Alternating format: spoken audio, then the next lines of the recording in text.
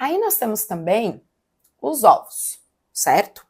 Bom, os ovos também têm várias funções, só que eu vou citar duas aqui que são bem importantes, e a primeira mais importante delas. Os ovos, eles são emulsificantes. O que significa isso? Eu vou misturar algumas substâncias aqui que não tem muita atração. Por exemplo, óleo, que é uma substância apolar, e a água, que é uma substância polar. Então, como essas substâncias têm polaridades bem opostas, tá? A tendência é que elas não se misturem muito bem. Então, qual é a função dos ovos?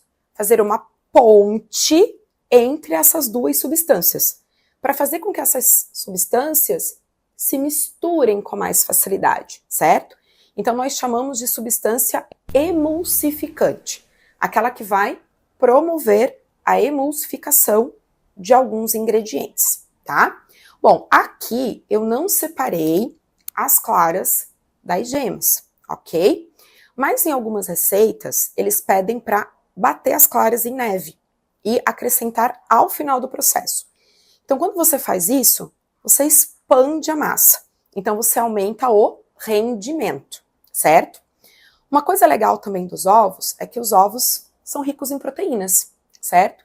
E quando as proteínas são aquecidas, lá pelo calor do forno, elas mudam um pouquinho a sua estrutura.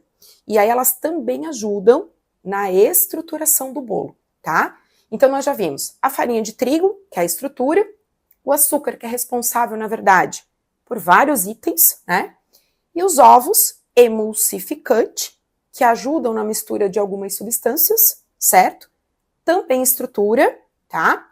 E no caso de bater as claras em neve, aumentar um pouquinho o volume, aumentar um pouquinho o rendimento, ok? Vamos lá. Já que eu falei do óleo antes, vamos falar um pouquinho mais sobre ele. Todo bolo, ele precisa de uma gordura, certo? Que pode ser o óleo, a margarina,